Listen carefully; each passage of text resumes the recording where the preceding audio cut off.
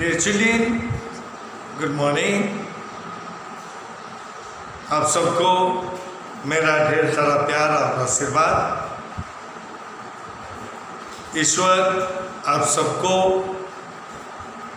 स्वस्थ रखें, साथ ही साथ आप लोगों के मन में पढ़ाई के प्रति रुचि भी रखें। मेरे बच्चों, मैंने अपने पिछले अध्याय में कहानी पिछले कक्षा में अध्याय मजबूरी की कहानी में सुनाया था। इसमें जो जो बातें मैंने बताई थी उन बातों को इस चैप्टर की व्याख्या से पहले एक बार और आप लोगों को बता देना चाहता हूँ। मेरे बच्चों, इस कहानी में जो मुख्य पात्र है वह है बूढ़ी अम्मा। पूरी कहानी में बूढ़ी अम्मा की मजबूरी को दिखाया गया। बूढ़ी अम्मा से जुड़े अन्य सदस्य जैसे उनका पुत्र रामेश्वर, उनकी पुत्रवधू रमा, उनका पोता बिट्टू, सब उन्हीं से जुड़े हैं। कहानी के आरंभ में यह दिखाया गया है, लेखिका ने दिखाया है कि बूढ़ी अम्मा अपने पुत्र के आने की खुशी में तैयारियां कर रही हैं, घरों की लिपाई कर रही है, बाहर से उसे सफ़ेद खड़िए से रंग रही है। भले ही उनका पुत्र 3 साल बाद आता है, किंतु वो माँ है। पुत्र के आने की खुशी में वो अपने बुढ़ापे को और बुढ़ापे के दौर को भूल जाती है। मेरे बच्चों, पुत्र निश्चित समय पर आता है। कहानी को संक्षेप में करें, हालांकि डिटेल में मैंने आप लोगों को सारांश दे दिया है। आता है, उसकी पत्नी भी आती है। पत्नी रमा एक दूसरे बच्चे की माँ बनने वाली होती है, इसलिए 2 बच्चों की देखरेख वो कैसे कर सके, वह अपने बड़े पुत्र, अभी दूसरा बच्चा जन्म ले लिया है, अपने पुत्र बेटू को बूढ़ी अम्मा के हवाले कर जाती है। कहती है कि आज से बेटू आपके पास रहेगा, नॉट फॉर एवर मेरे बच्चों, हमेशा के लिए नहीं, सदा के लिए नहीं। लेकिन बूढ़ी अम्मा को लगता है कि सदा के लिए रमा ने उन्हें दे दिया है, इसीलिए बूढ़ी अम्मा बहुत खुश होती है।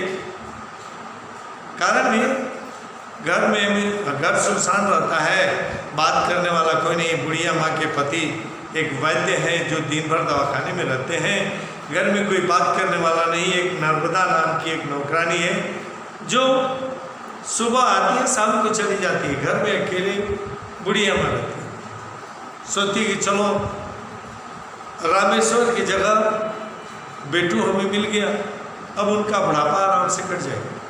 लेकिन मेरे बच्चों, कुछ ऐसा होता है जिसमें हम सारांश देते समय आप लोगों को बताया भी था कि इस कहानी में मुख्य रूप से इस बात को दिखाया गया है कि 2 जनरेशन के बीच जो परिवर्तन दिखता है, उस परिवर्तन के कारण कभी कभी घर में अव्यवस्था स्थापित हो जाती है। एक बात है मेरे बच्चों, पीढ़ियों के बदलने से पीढ़ियों की सोच भी बदल जाती है। पुरानी पीढ़ी की सोच अलग होती है, नई पीढ़ी की सोच अलग होती है, उसी सोच का टकराव होता है। बूढ़ी अम्मा बेटू को चाहती है कि वो कम से कम बचपन से बाहर निकले, तब उसका स्कूल में दाखिला करे, क्योंकि वो अपने पुत्र रामेश्वर को 6 वर्ष के बाद ही स्कूल में दाखिला कराई थी, जबकि रमा चाहती है वो अपने 3 वर्ष 2 महीने के बच्चे को, जिसका नाम बेटू है, बुढ़िया माँ के पास छोड़कर जाती है। कहती है कि आप इसका स्कूल में दाखिला करा दीजिएगा, लेकिन बुढ़िया माँ के विचार से अभी उसके दाखिले का समय नहीं है। इसमें एक और चीज़ दिखाया गया है कि पहले बच्चों की परवरिश होती थी, माँ अपना अमृत पिलाकर बच्चों की परवरिश करती थी। अब बच्चों की परवरिश बनावटी दूध पिलाकर की जाती है। बुढ़िया माँ ने रमेश्वर के पालन पोषण में कभी बेटे को दूध पिलाते समय घड़ी नहीं दिखी थी, लेकिन बेटू के पालन पोषण करते समय उन्होंने घड़ी देखना सीखा और श्रद्धालय से घड़ी लाकर घर में टांग दी गई। घड़ी देखना सीखा, बोतल साफ करना सीखा, उसमें दूध भरना सीखा, जो बुढ़िया माँ के लिए नया कार्य था। जैसे एक बच्चा अध्यापक से सीखते समय कभी गलती हो जाता है तो अध्यापक से माफ़ी मांगता है, वैसे बूढ़ी अम्मा भी रमा से माफ़ी मांग करके उसके बताए हुए कार्यों को सीखती है। मेरे बच्चों, रामेश्वर बम्बई चला जाता है। यह जाने से पहले वो अपनी माता के लिए पिता के लिए बहुत सारे कपड़े खरीदता है। माँ कहती है कि बेटे तुम्हारे कपड़ों की जरूरत नहीं, जरूरत है तो तुम्हारे उपस्थिति की। हमें ये सब रंगीन कपड़े नहीं चाहिए, छपी हुई साड़ियाँ नहीं चाहिए। यदि तुम मुझसे प्यार करते हो तो कम से कम 1 वर्ष में हमसे मिलने आया करो। वादा करके कि 1 वर्ष बाद वो आ जाए। रमेश्वर जाता है, 1 वर्ष बाद वो नहीं आता, उसकी पत्नी रमा आती है। उस बीच उसका पुत्र बेटू 4 साल 2 महीने का हो जाता है। उसका दाखिला नहीं होता है। उसके हिसाब से चूंकि रमा शहर में रहती है और बेटू बुढ़िया माँ गाँव में रहते हैं, उसकी परवरिश बुढ़िया माँ के अनुसार हो रही है। मेरे बच्चों, रमा को लगता है कि बेटू का स्वभाव पूरी तरह से बिगड़ चुका है, उसकी आदतें बिगड़ चुकी हैं और इसकी दोषी बुढ़िया माँ है। इसका सारा दोष बुढ़िया माँ पर। मेरे बच्चों, फिर भी चेतावनी देकर जाती है, चली जाती है। जाने के बाद मेरे बच्चों 2 वर्ष बाद रमा और रमेश्वर दोनों आते मतलब 3 साल हो जाते हैं। अर्थात बेटी की उम्र 6 साल 2 वर्ष की हो जाती है। रमा चूंकि वो सास है बुढ़िया माँ, उसके पति की माँ है, इसीलिए वो बुढ़िया माँ से कुछ न कर अपने पति रामेश्वर से कहती है कि आप माँ से गए कि मैं बेटू को ले जाऊँ। रामेश्वर एक पुत्र है, वो कैसे कहे, माँ से कैसे लड़े, पुत्र होने की मजबूरी है उसे। वो कुछ नहीं कहता है कि तुम जानो और हमारी माँ जाने। इतना कर को बम्बई अकेले चला जाता है। बाद में रमा जाती है। उस समय तक 6 साल का हो जाता है बेटू, फिर भी दाखिला नहीं होता है और रमा उसको अपने साथ लेकर चली जाती है। बुढ़िया माँ के मन में विश्वास रहता है कि उसका बेटू जितना वो प्यार की है वो अपने माँ के पास नहीं रहेगा। इसलिए औषधालय का एकमात्र नौकर शिबू को बुढ़िया माँ बॉम्बे भेजती है, इस मकसद से कि जब बेटू का मन वहाँ नहीं लगेगा तो बेटू को लेते आए। मेरे बच्चे, इस बीच में छोटी छोटी बातों का जिक्र है। जैसे रमा को दूसरे पुत्र की प्राप्ति होती है, बुढ़िया माँ बहुत खुश होती है, चलो ईश्वर ने मेरी बात प्रार्थना सुन ली, अब उसके पास एक पुत्र हो ही गया, एक पुत्र का पालन पोषण मैं करूँगा। मेरे बच्चों, शहर की चकाचौंध में 6 वर्ष का बेटू उसी में डूब जाता है। उसके अनेक दोस्त बन जाते हैं। 2 या 3 दिन में वहाँ शहर के बच्चों में घुल मिल जाता है। वह अपनी दादी माँ को पूरी तरह भूल जाता है और अंत में शिबू खाली हाथ लौटता है। बुढ़िया माँ को सूचना देता है। अम्मा, क्योंकि भेजते समय अम्मा बाहरी मन से कहती है, हे प्रभु, मेरे बेटू को ऐसा करना कि उसका मन वहाँ लग जाए, मैं 1.25 रुपये का प्रसाद चढ़ाऊंगी। वास्तव में बेटू का मन वहाँ लग गया। ईश्वर ने बुढ़िया माँ की पुकार सुन ली, बेटू का मन वहाँ लग गया, शहर में लग गया। वो आने से इनकार कर दिया। बुढ़िया माँ सुनकर खुश होती है, लेकिन अंदर ही अंदर बहुत दुखित होती है। हाँ, उसका मन लग गया। अंत में शिबू के कहने पर वो घर के भीतर जाती है, 1.25 रुपया लाकर शिबू को देती है, कहती है जाओ 1.25 रुपये की मिठाई लाओ और पड़ोस में बांट दो। इसी पर कहानी खत्म होती है मेरे बच्चों। बुढ़िया माँ की भी मजबूरी है, क्योंकि वो एकाकी जीवन जीती है।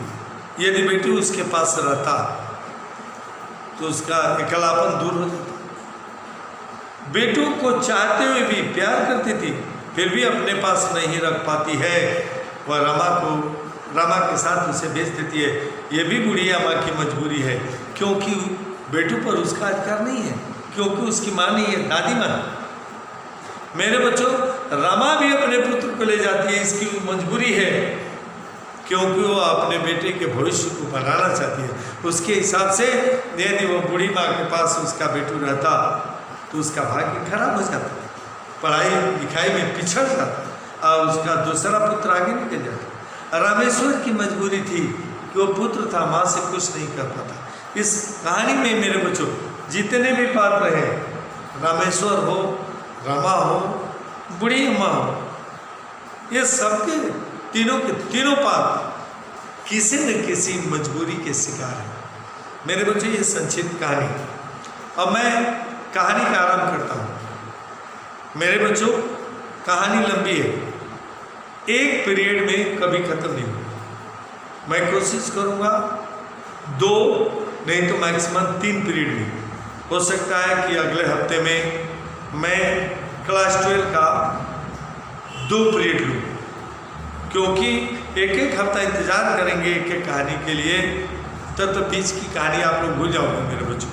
तो अगले हफ्ते में इस कहानी को कंप्लीट करके क्वेश्चन आंसर भी दे दूँगा। अगले हफ्ते में 2 पीरियड होगा मेरे बच्चों 12 का। मैं खुद पार्सल से करके मैसेज भिजवा दूँगा किस दिन। वैसे तो शनिवार को अगले हफ्ते में मेरा पीरियड है, ये शनिवार को, जैसे आज शनिवार को है, वैसे ही शनिवार से पहले एक और किसी दिन मैं पीरियड लेकर इस चैप्टर को कंप्लीट करूंगा, ताकि शनिवार वाले पीरियड में इसका क्वेश्चन आंसर दे सकूँ। ओके मेरे बच्चों, स्टार्ट करते हैं। Page number 99। पहले लोरी है मेरे बच्चों। उस समय का दृश्य है जब अपने बेटे रामेश्वर उससे कहीं अधिक अपने पोते बेटू को आने की खुशी में अम्मा बहुत खुश है। वो इतनी वृद्धा है कि उसे काम नहीं हो पाता है, घर का सारा काम नौकरानी करती है। उसकी कोहनियों में, घुटनों में हमेशा दर्द रहता है, फिर भी अपने बेटे और पोते के आने की खुशी में वो अपने आंगन को लाल मिट्टी से लिपने बैठी है, लिप भी रही है और बेटू को अपनी गोदी में लेकर खिलाने और लोरी गाने की बातें याद कर रही है और कुछ लोरी बुदबुदा भी रही है। क्या करिए, बेटू को खिलावे जो एक घड़ी, उसे पहनाऊं मैं सोने की घड़ी। बेटू को खिलावे जो एक पहर, उसे दिलाऊं मैं सोने की मुहर। ये लोरी है मेरे बच्चों, जिसका मतलब है, कह रही है लोरी के अर्थ के हिसाब से, जो मेरे बेटू को, मेरे पोते को गोदी में लेकर खिलाएगा थोड़ी देर के लिए, उसको मैं सोने की घड़ी दूंगी। जो 3 घंटे के लिए गोदी में लेकर घूमेगा, उसे मैं सोने की एक मुहर दूंगी। अब कहानी शुरू हो जाती है। बूढ़ी अम्मा जोर जोर से लोरी गा रही थी। लोरी वह गीत जो बच्चों को सुनाने के लिए गाई जाती है, और लाल मिट्टी से कमरा लीप रही थी। उनके घोंसले जैसे बालों में से एक मोटी सी लट निकलकर उसके चेहरे पर लटक गई थी। बुढ़ापे में केस की खूबसूरती नहीं रहती, और उसके हिलते हुए सिर के साथ हिल हिल कर मानो लोरी पर ताल उनके केस गाल पर लटका रहे थे। बूढ़ी तो हो गई थी, लोरी गा रही थी और उनके केस गाल से टकरा रहे थे, मानो वो टाल दे रहे हो। बर्तन मलने के लिए अलग नौकरानी थी। नर्मदा घर में आ गई नौकरानी, तो देखा तो हैरत में आ गई, हैरत आश्चर्य में, अरे जिनको बिस्तर से उतरने उठने बैठने में परेशानी, वो अपने आंगन को लिप रही है। नर्मदा डांटेगी, अधिकार से डांटती थी, नौकरानी थी लेकिन अधिकार से, है ना। अम्मा ये क्या रहा है? कल तो गठिया से जुड़ी पड़ी थी, गठिया में इस घुटने का दर्द से उठा नहीं जा रहा था, करा रही थी, रो रही थी, और आज, है ना, तुम उस समय दर्द के मारे तुम्हारे शरीर को शुद्ध नहीं थी, और आज सर्दी में, इस भयानक सर्दी में आंगन लिपने बैठी। मेरे बच्चों, सर्दी का मौसम बूढ़ों के लिए बहुत दुखदायक होता है, जोड़ों का दर्द शुरू हो जाता है। एक क्षण को अम्मा का हाथ रुक गया, पुलकित स्वर में बोली, खुशी के स्वर में, अरे नर्मदा, जानती हो मेरा बेटू आ रहा है।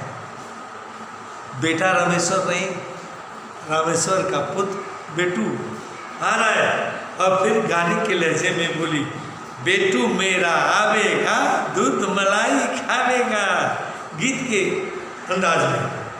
ओहो, नर्मदा समझ गई, बेटू तो अकेले नहीं आएगा ना 3 साल। बोले क्यों? रामेश्वर बाबू आपके बेटे और बहू आ रहे हैं, है ना। तो रामेश्वर लाला आ रहे हैं कल। नर्मदा बोली, मैं कर रही थी ना, छुट्टी मिले नहीं कि वो दौड़ आएगा। देखो बुढ़िया मत करिए, मैं नर्मदा तुमसे कहती थी ना कि मेरे बेटे को जो ही छुट्टी मिलेगी वो तुरंत मुझसे मिलने के लिए आएगा। नर्मदा को यह बात अच्छी नहीं लगी। क्या करिए, अम्मा के मारो तो उसके प्राण सूखते हैं। करिए बुढ़िया अम्मा, तू नहीं जानती नर्मदा, मेरे लिए वो हमेशा तड़पता रहता है, जो ही छुट्टी मिलती है मुझसे मिलने के लिए आ जाता है। इतना बड़ा हो गया लेकिन जब भी मेरे पास आता है मेरे गोदी में ही सर रखकर सोता है। किंतु अब की बार उसे अपने गोदी में सर रखने नहीं दूंगी, क्योंकि अपनी गोदी में उसके सर के बजाय मेरा बेटू होगा। रामेश्वर नहीं बल्कि उसका बेटा मेरी गोदी में होगा। इस बार रात में एक बार गोदी में जरूर सोएगा, पर इस बार मैं कह दूंगी, चल हट, मैं तुझे गोदी में नहीं लूंगी, अब तू गोदी में सोएगा कि तुम्हारा बेटा बेटू सोएगा। और मैं हंस पड़ी जैसे कोई भारी मजाक कर दिया। फिर एक काम का ख्याल आ जाने पर बोली, ले रही मैंने खड़िया भिगो रखी है, सफ़ेद रंग का चक्का भिगो रखी है, मैं आंगन लिप नहीं हूँ, जाओ बाहर से दीवार भी लिप दो, मार दे, बस ऐसा मारना सब लोग देखते ही रह जाएं। क्या करूं आजकल, हाँ मारना मतलब लगाना और उस पर चित्रकारी कर देना, ये खुशी हो रही थी, नहीं तो मैं ही मार देती। फिर बात नर्मदा बाहर चली गई, सफ़ेद रंग का खड़िया के। मेरे बच्चों क्यों ऐसा? पहले लोगों के घर कच्ची मिट्टी की दीवार के बने होते थे और दीवार की हमेशा लिपाई होती रहती थी, पानी से, लाल रंग की मिट्टी से, सफ़ेद रंग की खड़िए से, चूने से चूना भिगो कर उस पर फूल बनाए जाते थे। आजकल तो पक्की दीवारें हैं, ईंट सीमेंट कंक्रीट के बने हुए घर हैं। पहले के घर जो मिट्टी कच्चे घर होते थे जिसकी दीवारें मिट्टी की होती थी, मेरे बच्चों को घरों की खूबियाँ होती थी। वे मिट्टी के दीवार वाले घर गर्मियों में ठंडे होते थे और सर्दियों में गर्मी प्रदान करते थे, एयर कंडीशन घर हुआ करते थे। आज तो कहीं ऐसा घर नहीं दिखता जिसकी दीवार मिट्टी की हो, मिट्टी की बहुत मजबूत दीवारें होती थी मेरे बच्चों। ये ना समझना कि वो तो गिर जाती होंगी, नहीं, मिट्टी को बहुत मथता जैसे आटा गूंथा जाता है ना, इसलिए उसको लचीला बनाया जाता था कि एक ऊपर एक रखने से वो एक दूसरे से सट जाएंगे। बहुत मोटी दीवार और मजबूत दीवार होती थी।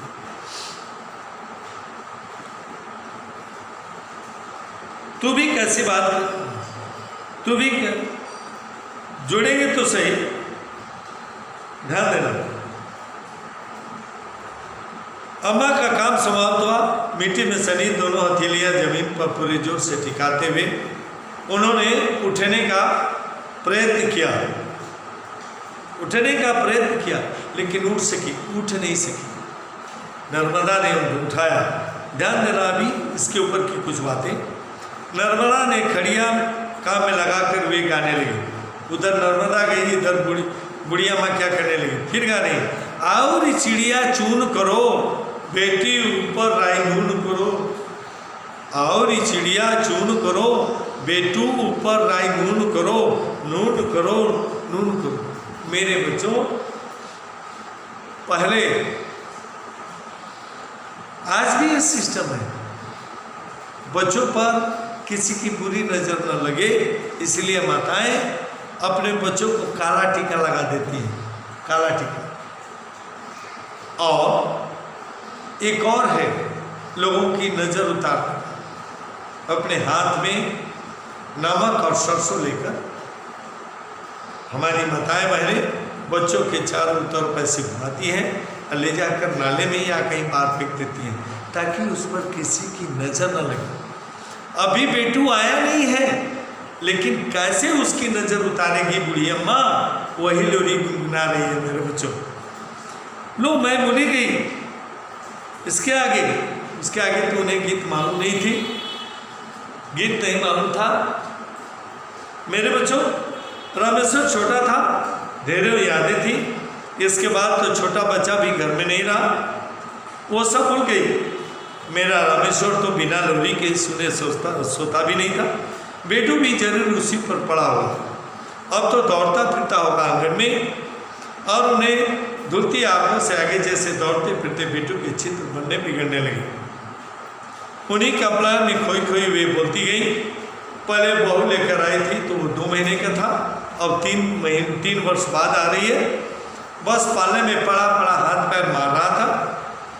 मैं जाकर खड़ी हो जाती थी, मुझे टुकुर टुकुर देखता था। सूरत भी एकदम रामेश्वर पर पड़ी थी। अब तो खुद देख लेना, सारा घर नाता फिरेगा। और वे हंस पड़ी। सब कल्पनाओं से ही उनका शरीर रोमांचित हो गया। इसी बीच अम्मा का काम समाप्त हो गया। मिट्टी से सनी दोनों हथेलियां जमीन पर पूरे जोर से टिकाते हुए उन्होंने उठने का प्रयत्न किया। एक दर्द आंसू उनके मुख से निकल कर रह गई। वो उठ नहीं पाई। बड़े ही कातर स्वर में बोली, अरे नर्मदा, मुझे जरा उठा दे, घुटने तो जैसे फिर से जुड़ गए। नर्मदा ने उठाया, उनका हाथ पैर धुलाया और उन्हें बिस्तर पर लेटा दिया। मेरे बच्चों, आज के लिए इतना ही। अगले हफ्ते में मैं 2 यदि आवश्यकता पड़ी चैप्टर को कंप्लीट करने के लिए, तो मैं 3 पीरियड लेकर इस चैप्टर को कंप्लीट करूंगा, ताकि एक्सप्लेनेशन भी पूरा आ जाए और क्वेश्चन आंसर भी समाप्त हो जाए। Okay my dear children, thank you.